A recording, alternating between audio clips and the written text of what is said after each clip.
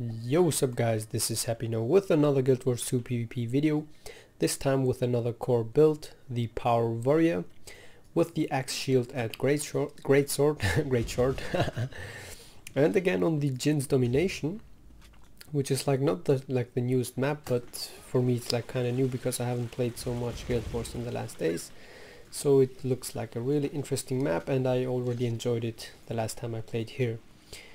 And of course I also got that in the middle here on this Jin's lamp, or what's the name of this is.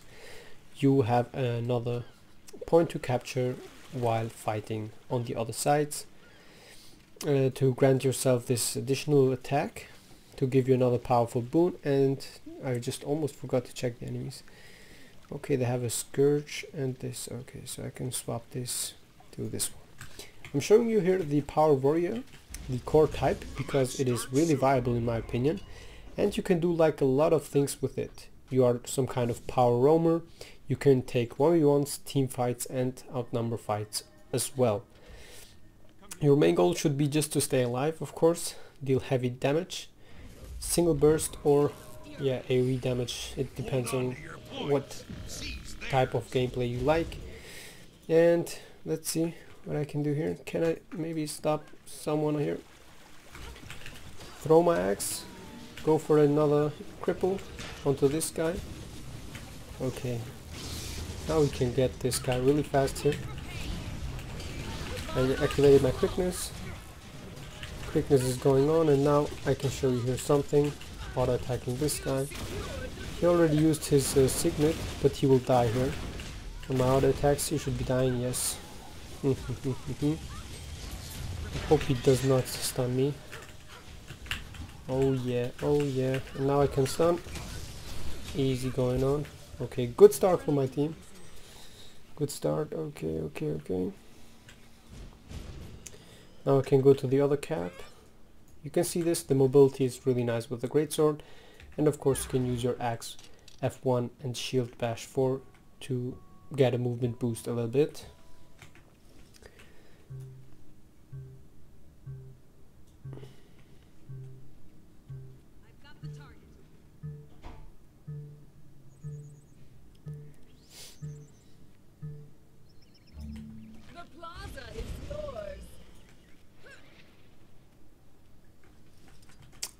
I'm getting no enemies whatsoever. Good stuff. This guy's here. Crippling, auto attacking. Your main goal with your axe is always to cripple and then just follow up with damage.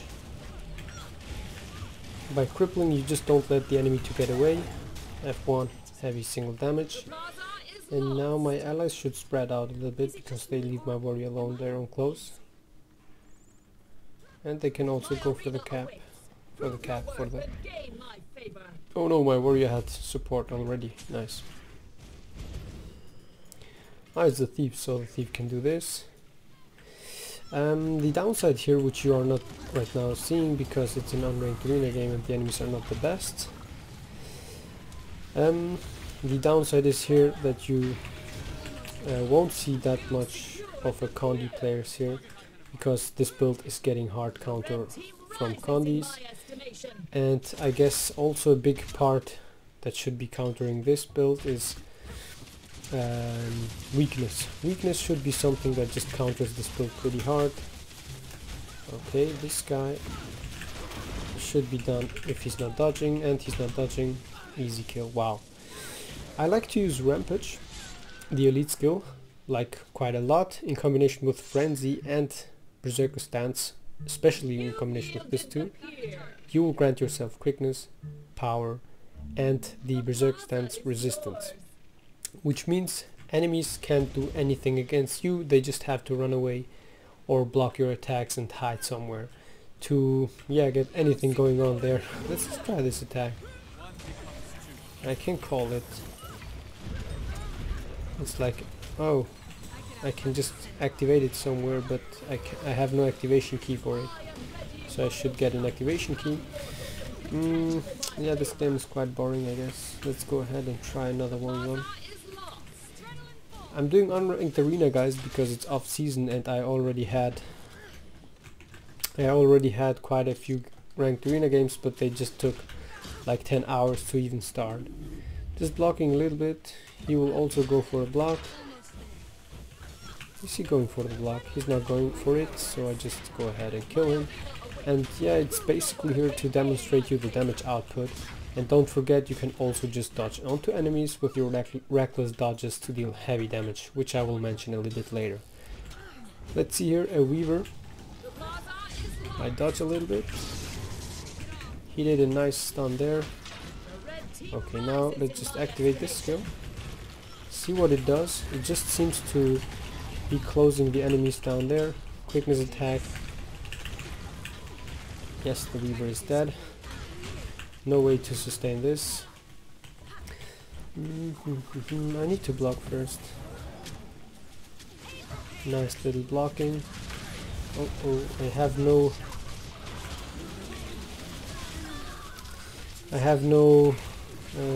what's the name of it? Damn it, I'm dead. Yes, the CC was too much. I have no Berserker Stance to get rid of the conditions of the Scourge, and this guy here was also the entire time firing at me. Whew.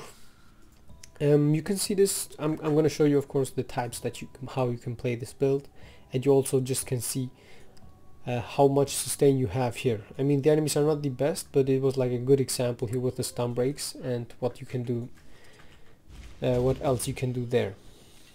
So my ally is just AFK, and I'm gonna go far and try this 1v4 again. Okay, the enemies are coming from here, so let's see how much I can show you here. A little progress in what to do. We can do this, activate Berserker Stance and go for the revive. And now I can just, you can see this, the Berserker Stance is allowing you like to play a lot more heavier, and it is like a good option if you want to play a lot with your Eviscerate attack F1 here, because as you know, if the enemy has protection, you will get damage reduction by 33% and your F1 will not deal so much damage. This is point number 1. And point number 2 is, if you get a lot of like soul beasts and necros who can give you a lot of weakness, this will just decrease your damage again by 50%, because you will not critically hit and you also will just miss your attacks. Let's see if I can just show you here. I have to stun break out. Okay, now I can just look at this block now. Now I have a lot of enemies. It's good here to try and hide here behind the pillar. Now I activate my Berserker Stance. I'm still getting quite damaged, so this is also important to take an eye on onto this guy. Can I stun him? Yes, I stunned him, auto attacking. One more time CC, and now I can maybe kill him. Yes, I got this. Stun breaking out of this. Trying to get a fast kill onto this guy. Oh my god, if I get one more time CC'd. Stun break out of this. Dodging his attacks. Oh my god, I just got this. I just got this. Now I have to stun the pet. He got up. Blocking now. The Scourge is here, so I have to avoid getting caught by his conditions. It's always good to have something to hide from, and now I can engage. Always keeping close, and that's basically it. I didn't have like the best enemies here, but I still was able to get more than enough. One death only, and you saw a little bit how to sustain here.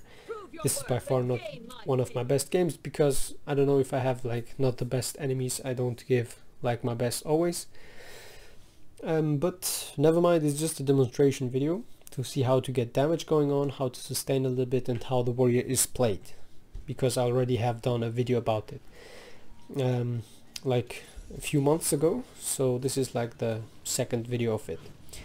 And now to start with, I will show you first the skins, because most people will just always ask me about this. Mist Ward head wrap, Houndskin mantle, gladiator chestplate, glacial gauntlets, forgeman tassets, and Elonian graves with Luminios claymore, and Titan's vengeance with golden wing shield and fervid censer. This is, by the way, the greatsword skin is only available for people who played the game like for 3-4 years, or I don't know, with a 20k achievements, I don't know, 15k 18k achievement points, when you will get this. I don't know how much. So now to the build. I'm using Sigil of Agility and Sigil of Courage new on this one. I had Sigil of Agility and Sigil of Might or something like that on the greatsword, but I just swapped it now. Sigil of Agility, of course, a must-have to just burst down enemies with the 2 seconds of quickness, and Sigil of Courage for additional might stacks. And with this build, for each might stack you get, you will also get additional healing for yourself, which is really nice. Then on the axe and shield, I'm rocking Sigil of Intelligence with new now Sigil of Savagery instead of the energy one, because I guess if you land your F1s you will have more than enough dodges. So this one here is like a lot stronger. It just increases your stun duration by 30%, which is like really important, especially because if you land your shield bash, you will have this over 2 seconds stun, and then just you can follow up with F1 and Cyclone Axe to get yourself the Fury and Vulnerability, and then just 100 Blade the enemy with a quickness. You can do all this combo within those 2.5 seconds almost. So that's really strong here. Rune of Strength, the must-have, because it is like the rune to go with the power build for core warriors. It grants you a lot of power, might, and you can see it here without any might stacks to 2465 power, which will be up to 3k, or yeah, normally you will have almost like 3k. If you just activate this, for example, Frenzy 2800, and it goes even higher. Then to the build itself, I'm using Defense, Discipline and Strength, Shield Master, Defy Pain and Rousing Resilience. Again, this build is based on Rousing Resilience. Each time you stun break, which will be 1, 2, 3, 3 times. I wanted to say 4, but the rampage is not a stun, not a stun breaker. So you will have 3 stun breaks and an additional one here with Defy Pain, which will trigger every 90 seconds automatically if your HP drops under 50%. So keep that in mind. So you can get healed up to 4, 6, 8k HP. And in addition to that, you will also have here on Strength the Might Makes Right. Every time you gain Might you will get healed, and of course don't forget the healing from the Healing Signet. So it's a nice combo to keep your HP up while you can block, run away from combat and just heal yourself up like that. On Discipline, the normal ones, Warrior Sprint for the mobility, damage increase, and of course removing Immobilize each time we use an attack that gives us movement, which is Greatsword 3, Greatsword 5, Shield Bash, and if F1 axe attack will also remove Immobilize. This is like really nice because Immobilize is like the most annoying condition in game. It don't allow you to dodge, and so you can just get rid of Immobilize and then dodge freely. Brawler's Recovery every 4 seconds. This means we can weapon swap more often and remove each time a condition, and gain also might here with the other trait. Burst Mastery. Burst skills deal more damage, grant swiftness and restore a portion of adrenaline spend. This is due to the fact that we do a lot of F1 and so get this 7% damage increase, which is really nice, and we get also some adrenaline back, which allows us to use the other F1 attack immediately after that. Really nice. Then the Strength trait for the core players, of course. Death from Above, Peak Performance. This is the giving us a 10% damage boost when we go to our Rampage form, and it reduces the recharge of Rampage by 20% for 90 seconds. Should it be 90? Yes, 272, which is really nice, and like quite a short cooldown for such a strong elite skill, and that's why it is also so powerful to play core warrior right now. Forceful Greatsword, damage increased by 10%, and chance on critical strike to gain might 50%. It was like better, but I don't know. Now we get a damage increase and power plus 120. Yeah, I saw it a little bit. I was like, Can it be like this? But it's because of the greatsword. Okay, I guess they changed this trait, I don't know. And then might makes right, gain health and reduce endurance whenever you apply might to yourself. Wow, I thought when you... No, this is right, So, we will get might and health. Yeah, might and health. Might and health and an additional endurance regeneration when we apply might to ourselves. So how do we apply might? By just auto attacking with the greatsword, and then with frenzy, and then of course with the automatically triggering here. No, it triggers not. No, we don't get any longer rune of strength might. Okay, that's also interesting, but we don't really need it. We get a lot of mights here by weapon swapping, which you can see here. Yeah, weapon swapping, blocking with the shield, I almost forget that, and that's basically it. Damage foes at the end of your dodge rule. Oh, I forgot about this. Reckless dodges. Every time we dodge and we dodge into an enemy, we will deal unblockable damage and grant ourselves might. So try whenever you can to dodge into enemies. That's really important. Then you have here Berserker Stance, Shake It Off, and Frenzy with Rampage. In my opinion, the one skill that you can always swap is Berserker Stance for Ender Pain or even Balanced Stance. Depending on the situation, if you have more enemies who are DPS, I recommend to use Ender Pain. It will block damage and it is an additional stun break, which allows you to have additional toughness and additional 2k healing, but it's up to you. I like this combo of Berserker Stance with Frenzy and Rampage because it's like the most deadliest combo ever. Resistance conditions will not affect you. Frenzy gives you quickness and you will have perma stability and an additional 10% damage bonus, and of course with the Frenzy you gain here the 10 stacks mights, and I don't want to be an enemy if you get attacked by this. What else can I say? I'm just thinking. So the most important thing is if you chase down an enemy to land your axe 3 or greatsword 4. This is especially because enemies who are running away are harder to chase when they are freely to move around. So with that you can just do this, cripple this guy. I need to block now. He used his shield, his greatsword 3. I stun break out of this. I dodge onto him. I have him here. I use my... Okay, I could have dodged there, but I don't want to. Now I have to dodge onto him. And he should be dead, yes. No way to escape here, and you can see this, the combos work really flawless. With your stun breaks, enemies who rely on stunning you are not so strong, and you can just auto attack a little bit. Whew. Okay, is he attacking me? Yeah. He really is, never mind, I don't want to fight that eye. So your number one enemies are, your number one weaknesses are condi players, so try to avoid them. And this guy wants to attack me, but I want to show you some combos here. You are strong against like every DPS profession.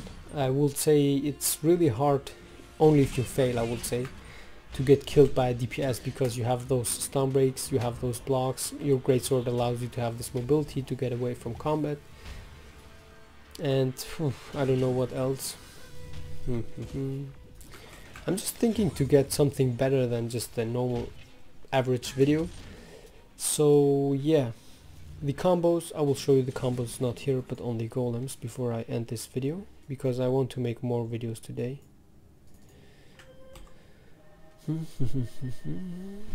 Where are my golems? They are here somewhere. So the combo, the normal standard basic combo is always like this.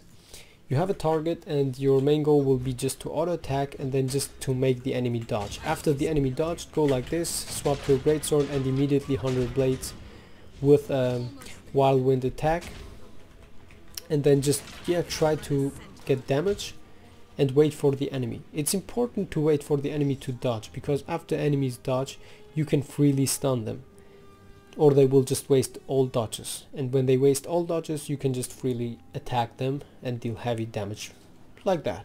That's how easy it is. Okay, the golem is here, so let's go ahead with this mesmer. I open up with the greatsword 4 and then followed by a rush, which most enemies will dodge. And then you can use the dodge and of course your greatsword 3 to dodge attacks, boom, dodge into the enemy, and just try to finish off slowly. Okay, I'm getting out, and then you can just do this. Always try to land your axe 2 to get a nice fury and some vulnerability, and then swap to your greatsword for additional damage output with the fury already applied to you. Let's go like this. Dodge this guy. I dodged this stun, and now we can go with Blurred Frenzy. And here 100 blades. That's how fast you can kill a beast with this build. So from the viability of this build, I would say it has like a 8 of 10, because for new players it could be a problem to face the fact that you don't have stability on this build, but therefore you have a lot of stun breaks. What else can I say? Try to avoid condi players. If you have to team fight with against condi enemies, try to keep the distance and engage a little bit later. This saves yourself to waste your Shake It Off to cleave conditions, because Shake It Off has a long cooldown. Don't waste it so fast. And of course, Berserker Stance, try to keep this as long as possible so you can get a combo with Frenzy and Rampage to get a fast kill in team fights. And that's also what I recommend in team fights. Use Berserker Stance with Frenzy like 5 or 10 seconds after the fight just started, because you will waste Shake It Off like really fast. So the combo of this and this in a team fight gives your team a huge advantage. If you down someone, you are unstoppable by just applying more damage and stunning all enemies. That's really strong. And then what else can I say? Yeah, try to notice when you need to leave the fight, which will keep you alive more often, and enemies will be trying to chase you down and hunt you, and yeah, just waste your time, waste the time of the enemies while your team is recovering from bad situations, I would say. I don't know. So I hope you like this video, guys, and if you have any questions, because I don't know what else to tell you now, that was just all about the core power warrior. If you have any questions, just feel free to ask me in game, and now as always you will see 3 of my other videos which you can watch or not, and of course subscribe to my YouTube channel if you like this video. Thanks all for watching. I'll see you in my next videos. That was Happy Now with another core power warrior build. PvP video, that was too long. And I see you in my next videos. Bye bye all.